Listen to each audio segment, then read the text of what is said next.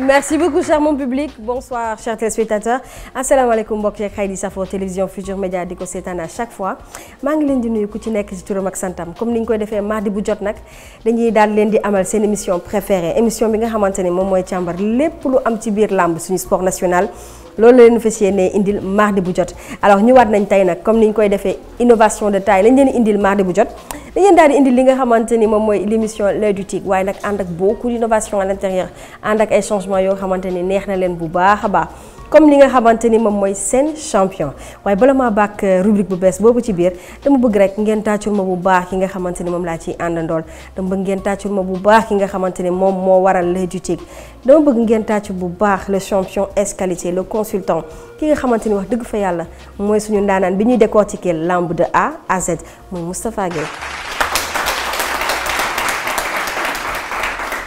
ki nga xamante ni wax dëgg fa yàlla dafa ñëw rek changement am ci l'œil du tigre muy Boubacar Diallo na yegg si.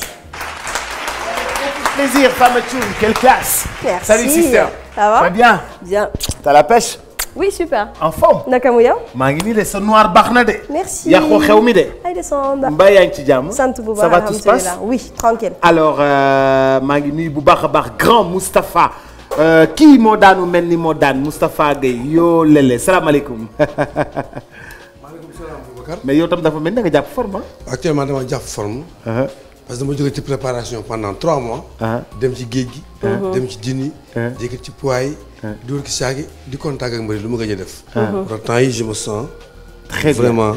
en pleine forme très fort. waaw loolu neex na merci beaucoup. alors ci kanam tuuti daañu ñëw ak moom ci jël bi. dinañ ñëw ak moom ci jël bi ci kanam tuuti en attendant je te laisse avec tes champions tey moom ay ndaanaan nga am. ah c'est des étudiants leen français nag dina ma neex. avec plaisir. à tout de suite. alors maa ngi nuyu tey suñuy gan kenn ci ñoom ñu koy wax Këls maa ngi lay nuyu. mbaa yaa ngi ci jàmm. waaw maa ngi sant yàlla. Këls yow étudiant nga. waaw étudiant la. en quoi. kii INSEPS laa nekk muy sport yi. sport ngay def. yow normalement boo génnee professeur d'éducation physique ngay nekk. absolument. yaa ngi nekk INSEPS stade Iba Mar Diop la nekk non. waaw. alors Këls. nekk INSEPS ba noppi di def làmb. da ngay bëre aussi. oui damay bëre. da ngay bëre. waaw. noo koy allier.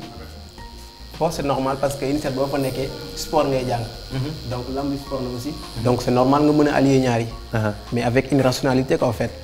ça c'est-à-dire lamb ji waru laa mën a tere jàng en fait. mais c'est faisable quoi. parce que sport fait sport donc c'est toujours là. mais ni nga nekkee étudiant noonu ngay duggee ngemb dem bëre def li nga war a def yëpp dem entraînement dem géej ñëwaat jàngiwaat say leçons. absolument. merci beaucoup Boy Kaza salaamaaleykum. maaleykum salaam. mbaa yaa ngi ci jàmm. maa ngi sant yàlla maa ngi lay nuyu. maa ngi lay delloo nuyu. Boy Kaza yow lan ngay jàng. man droit laa doon jàng. droit nga doon jàng. waaw. université Cheikh Anta Diop. waaw c'est ça. lan ngay def léegi. léegi maa ngi def commerce quoi. yaa ngi def commerce. waaw. ba noppi da ngay def lamb aussi. waaw maa ngi ci lamb tam. da ngay bëre. damay bëre waaw. da ngay def commerce. da ngay bëre. damay bëre waaw. ñaar yëpp nga allié. waaw. loolu yombul de. waaw yombul kay. kañ ngay tëj sa boutique pour dem entraînement. yoruma boutique nag. yoruma boutique waaw. boutique mbagg nga yore pour l'instant. non damay. jënd ay produits waaw. di jaayaat. waaw da nga koy indi Casamance. di ko jaay quoi. di ko jaay si Dakar. c'est ça waaw. super. c'est ça. maa ngi nuyu bu baax a baax góor gi étudiant góor gi na nga def. maa ngi lay fay DJ Boubs di nuyu ñi toog ci plateau bi yëpp waaw di sant yàlla bu baax di julli ci Yonent bi waaw di nuyu ñi ma àndal di rafetlu bu baax émission bi ndax lii moom franchement innovation la. alors góor gi étudiant pourquoi góor gi étudiant noonu mooy sa turu mbër. waaw mooy sama turu mbër tur bi sama mag bu jigéen moo ko jox maa ngi koy nuyu moo ma ko jox maa ngi koy nuyu de passage Maymuna. waaw bi may dugg ci làmb nekk première année INSEPS dama ñëw sama directeur. sama professeur combat Abdou Badji. mooy directeur technique national bi. bi ma ñëwee def premier cours combat mu gis ma ne ma yow foo jógee ma expliqué ko mu ne ma yow da ngay ñëw fële ma defaral la licence olympique ngay compétir ak ñoom HF foofu noonu. ok après si laa dem nekk foofu mu jekk saa ne ma pourtant yow am nga gabarit te sa morom yi ñu ngi lekk xaalis si lamb ji pourquoi pas nga dem ñafe ko comme ñoom. ok ma dem réussir premier combat frappe deuxième troisième ainsi de suite ba ma war a jublu sama 7e combat le 29. sa ñaata combat 7e combat. 7e combat. alors que tu es encore étudiant à l'INSEPS. waaw je suis étudiant à l'INSEPS ren laay def sama 6e année foofu. 6e année pour nekk professeur d'éducation physique ñaata at la war a nekk. 6 ans. 6 ans. Pour devenir professeur d'éducation physique. Oui. Waouh, c'est comme les médecins alors. Les médecins c'est 7 ans. Actuellement maa ngi stage sax lycée Camp Marchand bu Tëngéej maa ngi nuyu sama élèves yëpp. Oh, sama classe yëpp. magnifique. Merci beaucoup Gorgui étudiant. Eumeu Badiana. Eumeu na nga def. maa ngi si jàmm. naka yi tey. Eumeu yow tam étudiant nga. oui je suis un étudiant. Étudiant nga à l'INSEPS. à l'INSEPS oui première. étudiant nga à l'INSEPS. première année. kon yow yaa ngi première année. oui. première année. Oui. Donc lu fay INSEPS lu la fay dugal concours la da ngay am bac. c'est admission par concours. admission par concours da ngay am bac ba noppi. oui. soog a def concours bi. oui. alors mën nga ma wax affaire boobu gudd na 6 ans c'est beaucoup hein. oui mais c'est une question de patience. patience la. oui. Oui. Mais yow tam da ngay bëre. damay bëre. Casamance bu tey jii boo waxee mbër yi nekk Casamance dañu lay woo sama tour. waaw. ok bon j'avais essayé de faire la lutte olympique. mais mosuma am chance pour dem compétir. ok donc du coup ma xam ne bon am naa taille lan moo nar a empêcher pour ma def loolu parce que d'abord j'ai la volonté. voilà bu ñuy naan tey sport dañuy waxaale foofu noonu étude parce que ça va de pair donc man instant yii tey jii dama am ñi nga xamante ne dañ may conseil ñu ne ma defal nii defal naa am naa sama grand muy ne en verte. oui donc maa ngi koy remercier parce que moom laa woo tey jii mu ñëw. voilà gunge si la waaw mu gunge si ma. magnifique. kii nag mu ngi wuyoo ci turu Gorgui étudiant moom di mbër bu yëngu ci wàllu njàng nekk ci écurie Songane Gueye ca Rufisque am na juróom-benni combat 4 victoires ak ñaari défaite moom nag li ñuy duppee sport étude lay def moom nag dafa fas yéene rek def kem kàttanam ngir li nga xamante ne wàllu làmb la fii ci Sénégal ñu mën ko def terewul nag ñuy sàkku xam-xam moom mu ngi INSEPS bu Ndakaaru saa su nekk mu ngi def kem kàttanam ngir lii di sport bi mu taamu di làmb mu mën ci am tur bu yegg fu sori ki di Gorgui étudiant ñëw ci seen émission L'Oeil du Tigre fas yéene jàkkaarloog Boubacar Diallo ngir fësal rek li mu xam ci taarixu làmb. Eumeu Badiana di beneen champion buy yëngu ci wàllu njàng mi mu ngi nekk ci écurie Tay Shinger ca Pikine bëre simple lay faral di def am na 31 combats 26 victoires ñetti défaites ak ñaari nul moom nag nee na lii di sport étude moom dañ ko war a suqali bu baax a baax ndax ci lañ waroon gën a sukkandiku ngir li nga xamante ne rek dinañ taxawal ay formation yoo xam ne dinañ boole lii di sport étude ngir jagleel ko mbër yi mu ñëw ci seen émission L'Oeil du Tigre fas yéene jàkkaarloog Boubacar Diallo ngir fësal beneen xar kanam waaye bi yoon aju ci lu mu xam ci wàllu làmb. beneen mbër bu doon tamit intellectuel di wuyoo ci turu Boy Casamance mu ngi nekk ci écurie Grand Médine Mbolo moom bakkam di never say no walk and never give up moom ñu gis ne rek dafa ñëw ci làmb ji ngir bàyyi fu woy bu rafet mu gis ne doomu Sénégal yi ku ci nekk da nga war a def kem kàttan ngir lii di làmb mën a jëm kanam ndax suñu moomeel la moom nag nee na li mu bëgg mooy jege ñëpp ñi ngi yor wàllu làmb ci jamono ji bokk na ci kii di docteur Alioune Sarr su ko defee rek liggéey bi ñu sumb ñu mën ko wéyal bu baax a baax kii di Boy Casamance ñëw ci seen émission L'Oeil du Tigre ci seen rubrique seen champion ngir fësal li mu xam ci wàllu làmb fii ci Sénégal.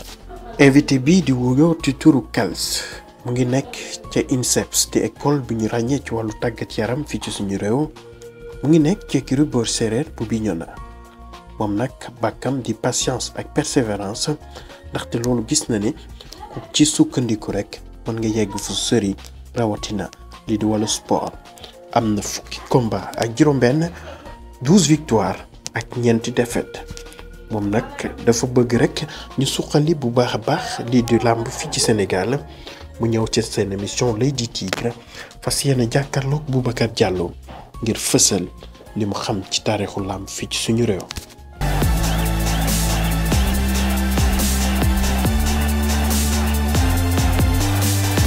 c'est particulier hein? Tous des étudiants pour la majorité. Ah, très bien ah yaakaar nañ peut-être suñu mburu demee yi war nañ mën a mel comme ñii parce que je pense que ne mbër yëpp ku ci nekk yaa ngi ñi ci jàng bariwul. donc ku ci nekk war nga góorgóorlu ba soo amee njaboot nga jël sa njaboot tàggat leen ci ñu dem jàngi école boo lëggee ñu mën a jariñoo seen njàng bu leen suñu mbër bi duggee tamit ñu dem bëre ji boole ko seen njàng. parce que bëre dafay nekk passion njàng mi nag ci mooy nekk débouché pour ëllëg nga am sa métier. am na solo question bi njëkk kii kat la.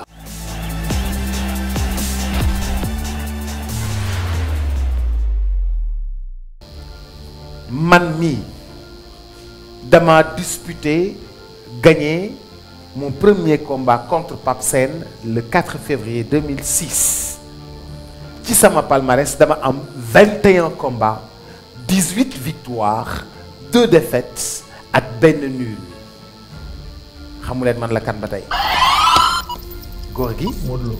man la Modou Lo effectivement man maa jël claf bu Gaston Mbengue en 2007-2008 man ma partagé entre Fandène ak Taïba Ndiaye on me surnomme Xarañ man la Modou Lo il a déjà 10 points góor gi étudiant alors ma ñëwaat ci ba tey kii kan la dama gagné sama premier combat le 2 janvier 2005 face à Samba Lawbe. Balla Gaye numéro 2. ah. Balla Gaye numéro 2. pardon. Balla Gaye numéro 2. waaw mais góor gi sa yaram tàng na 20 points.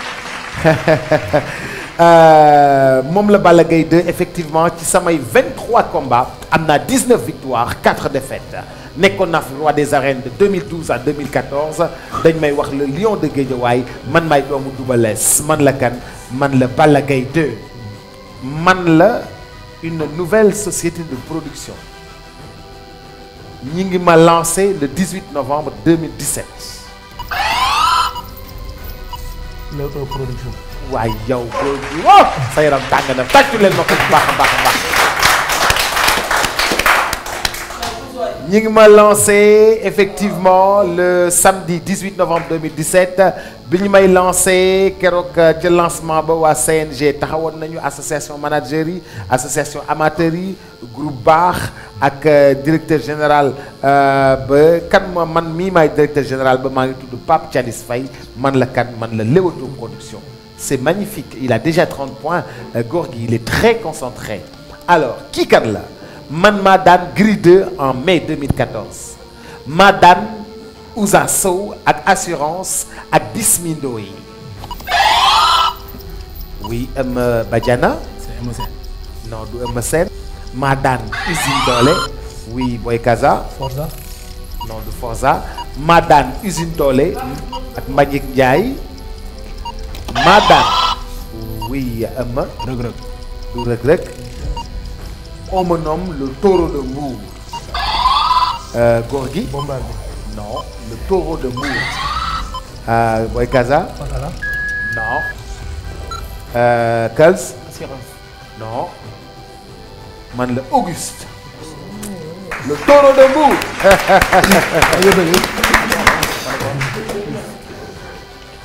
on me qualifie de lutteur guignol dans l'arène Boy Kaza Yaaw Jaar.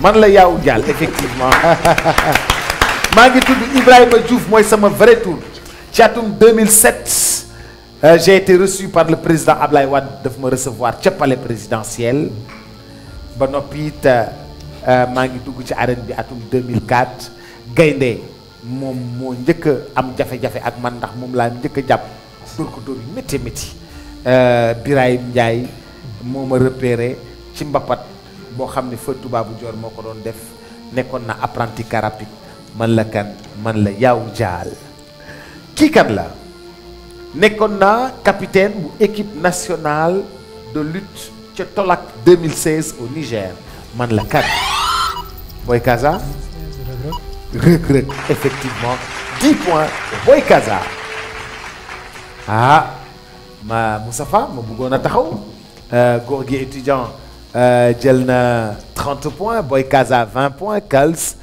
dugalagul Eumeu Badiana dugalagul.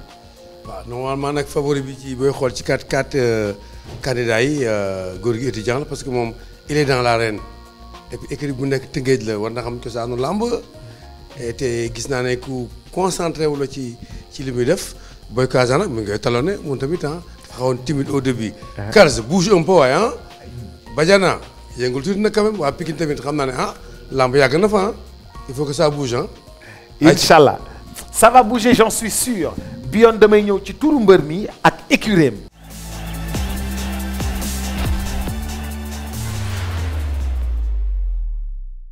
Mao à la régie dag may gunge dama leen di wan mbër ngeen wax ma mbër mi kan la mën ngeen ko gis te du ngeen ko xàmme mbër mi kan la après boo bësee ba ñu wax kan la ba pare nga bësaat wax écurie attention Mao c'est parti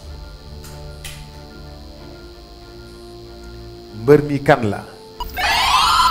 assurance.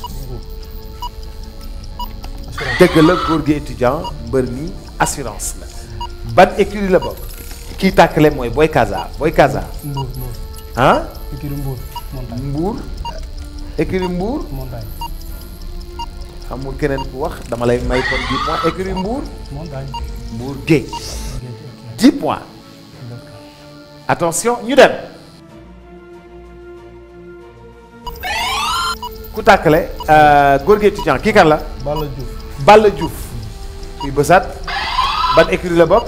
Yoff la nekk léegi Fass la nekkoon mais léegi. Yoff la nekk effectivement kon góor gi am na foofu 20 points attention Mao gars yi concentré wu leen góor gee ngi dem de taxawal kii kan la. Boy Kaza. Bac Seras. Bac Seras. ban écurie la bokk. écurie Bac Seras. déet da ngay bës. ban écurie la bokk. écurie. ginnaaw raay Pikine ginnaaw raay. non écurie Bac Seras. damay ñëw léegi ci question de culture générale.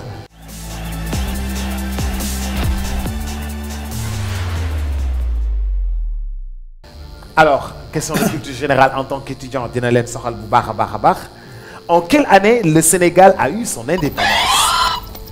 Eumeu Badiana moom moo bës. Le 4 avril. en quelle année. En quelle année? Sacha Marstor. non non attendez bu kenn di tàkk keneen ki boo bësee du ñëw en quelle année. non kële moo doon tàkkale xaaral ah. 1960. 1960 c'est vrai c'est en 1960 alors dans quel continent se trouve l'Angleterre. Boy Kaza. L'Europe. En Europe effectivement la réponse était A, B ou C. En Afrique, en Europe ou en Asie, c'est en Europe. Le lutteur peut se maa ngi dem en français di comme ay étudiants la français ba c'est bon. ah yaakaar ngeen ni c'est bon. non bàyyi ma def ko wolof ndax téléspectateurs yi. ma bañ leen tax téléspectateurs yi aussi xam ne te Voilà, intellectuel. ok faire l'émission en français. Tendance la. benn en français benn en wolof. ma ñamal leen. parce que ma ñamal leen tuuti français. alofam setul noonu sax quoi. ma ñam tuuti français. benn français benn wolof. Ils sont plus à l'aise en français qu'en wolof. Hein. Le lutteur peut se faire accompagner dans l'arène ou le stade par un maximum de 15 personnes, y compris les marabouts, 10 personnes, y compris les marabouts. Vrai ou faux? Oui. Faux. marabout yi bokkuñu si quoi. bàyyil keneen ki da nga may wax pourquoi. que Kals moo wax da ngay wax pourquoi. Pourquoi? Vrai ou faux? C'est vrai. Non, mais il a trouvé que c'est vrai. La réponse était vraie. Mais je voulais juste apporter encore en plus. En tout cas, Kals, il vient de marquer encore ses 10 points. En cas de décision par KO, le lutteur déclaré battu est tenu de se présenter si son état de santé le lui permet dans la semaine auprès du médecin du CNG de lutte et d'observer une période de repos d'1 mois. Vrai ou faux? Vrai. Vrai. Vous avez encore 10 points. Eumeu Badiana. Qu'on applaudisse s'il vous plaît. Eumeu Badiana.